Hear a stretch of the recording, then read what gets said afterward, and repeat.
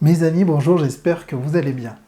Je vous fais une petite vidéo, là je suis en train de tourner ma formation, je vais vous expliquer tout ça, donc je fais une petite vidéo pour vous expliquer ce qui se passe en ce moment, ce qui va se passer, la date de sortie du cours, et différents petits événements, ce qui s'est passé après l'expo, et voilà. Je suis désolé, j'ai pas le temps de vous faire de vidéos en ce moment où je vous montre des démos, où je vous montre des techniques ou autres, parce que je suis en train même de tourner des heures et des heures pour ma formation sur la composition. Donc c'est difficile de trouver le temps ou l'énergie pour faire à côté des vidéos pour ma chaîne YouTube. Je vous fais quand même celle-là pour vous tenir au courant, et puis parce que ça me manque de pouvoir vous parler. Voilà. Et puis certains s'inquiètent, m'envoient des messages en me disant pourquoi il n'y a pas de nouvelles vidéos, qu'est-ce qui se passe? Vous êtes adorable, mais voilà. Donc je viens vous répondre, tout va bien. Ne vous inquiétez pas, tout va bien. Là, ce tableau est présent, par exemple, parce que je suis en train de tourner différents modules sur ma prochaine formation sur la composition. Et à chaque fois, donc je sors mes tableaux récents, et même des anciens, je vous explique les compositions que j'ai fait, puis après on le fait ensemble sur du papier, sur la toile, on travaille sur des vraies œuvres, etc. Vous allez voir, ça va être génial. Ça va être génial, je suis convaincu que ça va vous plaire.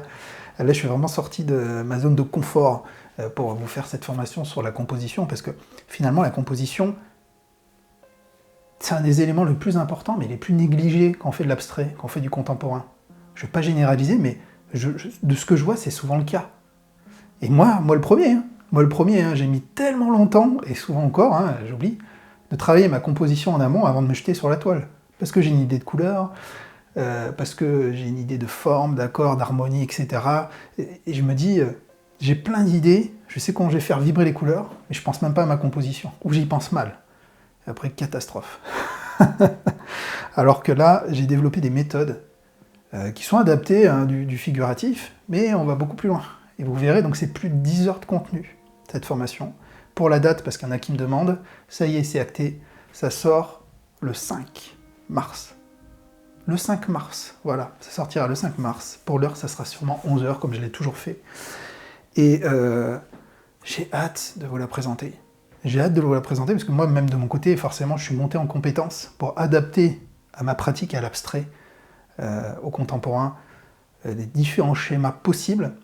Et voilà, à chaque fois, donc c'est une présentation de tableau, et puis après, comme je vous l'ai dit, on passe sur du concret en parlant de composition cruciforme, horizontale, sinuosidale, etc. Mais vous verrez, rien de compliqué. Rien de compliqué, mais franchement, pour chaque type, à chaque fois, on va créer une œuvre à part entière, que ce soit sur toile, sur bois, sur support cartonné. Vous allez voir, je pense vraiment que ça va vous plaire. Donc, soyez patients jusque-là. Je pense qu'il n'y aura vraiment pas beaucoup de vidéos. C'est pour ça, c'est ce que je voulais vous dire, mais j'essaierai, si ça vous va, je sais qu'il n'y a pas trop de valeur dans les vidéos que je suis en train de vous faire comme ici, où je vous parle de tout et de rien. Mais ça me permet un peu de garder un lien avec vous, de vous expliquer ce qui se passe. Sinon, sur l'activité, donc le 5, hein, comme je vous l'ai dit, voilà pour cette formation. Sinon, pour l'activité, donc l'expo, ça continue à avancer. Donc comme je vous l'ai dit, j'ai été invité d'honneur à plusieurs expos, donc c'est incroyable, je suis super content, la première va arriver en avril, ça va être vite là, ça va être très vite là. Et des œuvres, pas mal d'œuvres qui sont parties suite à l'exposition, ça s'est fait indirectement, mais on voit quand même qu'il y a un rayonnement, des répercussions qui arrivent, qui se mettent en place petit à petit. Aussi des opportunités donc d'exposition, comme je vous l'ai dit, des contacts professionnels, des gens qui commencent à dire t'es qui, des locaux, hein, c'est qui cet Anthony dont j'avais entendu parler, etc., qui me contacte, ça me touche beaucoup.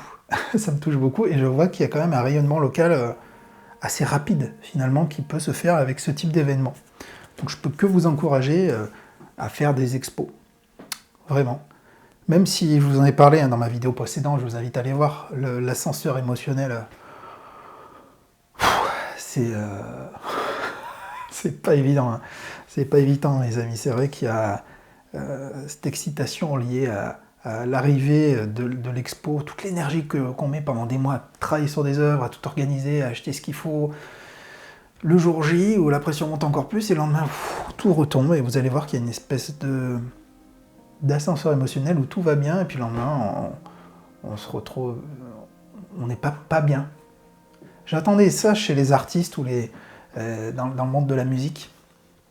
C'est marrant, mais je m'étais toujours demandé pourquoi certains qui vivaient une scène où il y a beaucoup d'énergie, où justement il y a du contact, une préparation, quelque chose de fou, et que le lendemain, il se retrouve seul et qu'il y a tout qui retombe. Ils devraient être super heureux, et finalement, souvent, ils sont pas bien. Et ça, je comprenais pas, et là, je vous avoue que je l'ai un peu expérimenté, je l'ai un peu ressenti, quoi. Des déceptions que je vous ai tracées, que je vous ai expliquées dans cette vidéo, justement, alors qu'il n'y avait pas lieu d'être.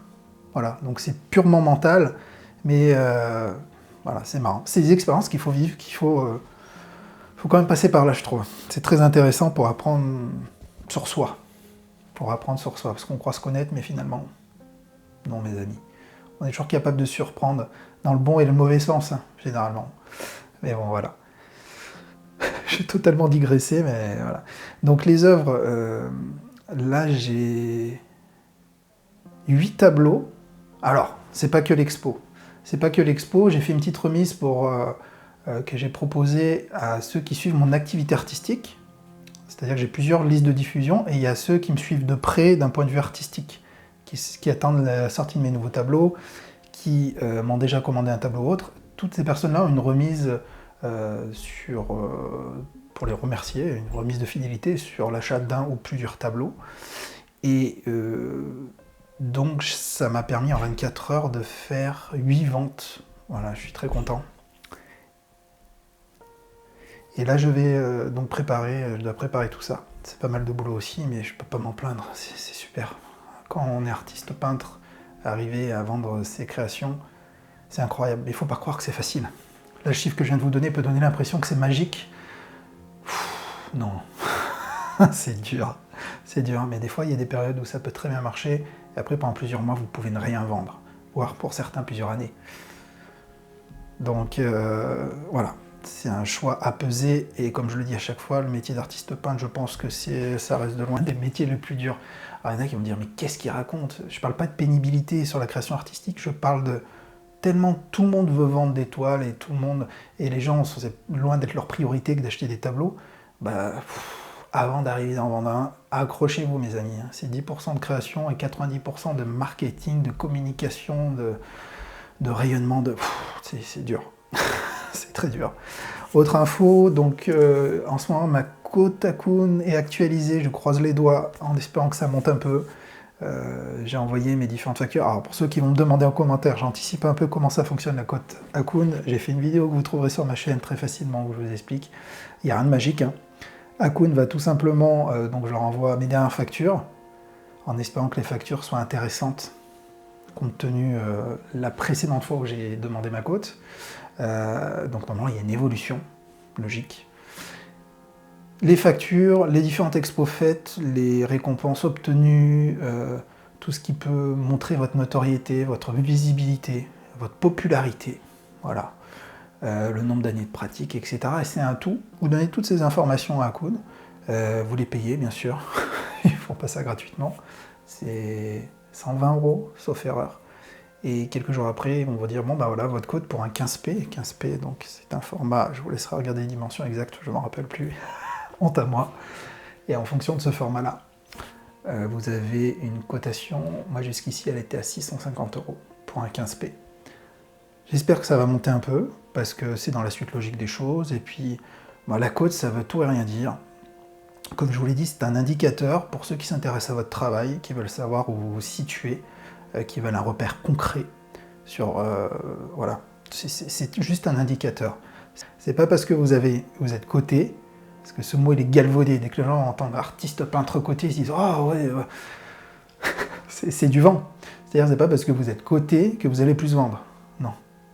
Et aussi je déconseille à ceux qui débutent, déjà si vous n'avez jamais vendu, ne demandez pas une cotation parce qu'ils vont se baser sur du vent. Et vous risquez d'avoir une cote très très basse ou même ils ne vous donneront pas de faute. Attendez à certains moments, moi j'ai attendu, je crois que ma première demande c'était en 2020 ou 2021, ouais ça doit être 2020, et j'ai commencé en 2010 et je suis devenu professionnel en 2013, donc vous voyez que j'ai attendu quand même. Et j'aurais pu, enfin voilà. Donc là je fais une petite mise à jour de ma cote, c'était pour vous tenir informé aussi de cela. Voilà, pareil pour les nouvelles créations, j'en fais pas, ça me démange, mais je ne sais pas si vous avez conscience de ce que demande comme énergie la création d'un cours, entre la montée en compétences, la structuration, la recherche, l'écriture des vidéos, le tournage des vidéos, le montage des vidéos, les montages de la plateforme, des vidéos sur la plateforme, etc. Et encore, j'en oublie. C'est trop compliqué pour que je puisse investir mon énergie à côté dans la création artistique. Donc là, je me mets à 1000% sur le cours. Ce qui me permet aussi d'être assez réactif et de ne pas avoir besoin de 6 mois pour sortir cette nouvelle formation. Voilà, même si ça fait déjà un moment que je travaille dessus. J'ai assez parlé, mes amis, j'espère que vous, ça va. N'hésitez pas à me mettre un petit message en dessous de cette vidéo, je les lis tous. Alors, je réponds rarement maintenant, mais soyez sûr que je les lis tous. J'ai pas non plus trop de messages pour ne pas les lire. Et c'est le moindre de respect, la moindre des choses que je me dois de faire. C'est au niveau des vidéos YouTube, c'est de lire tous vos commentaires. Non, en tout cas, sachez que ça me fait plaisir, ça me touche. Le pouce levé aussi, c'est horrible, vous l'entendez dans toutes les vidéos, oui, le pouce levé, mais il a un réel impact sur ce que va devenir la vidéo et le rayonnement que vous donnez à ma chaîne YouTube. C'est vous qui avez ce pouvoir-là. En partageant mes vidéos, en commentant ou en mettant un petit pouce levé, et ben ça contribue vraiment, concrètement, à développer la visibilité de ma chaîne.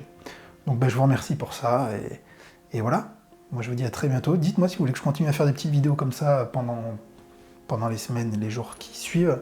Ça sera avec grand plaisir. Voilà. Si après ça vous intéresse pas, dites-le moi, je le ferai. Voilà. J'ai besoin que vous soyez objectif et sincère là-dessus.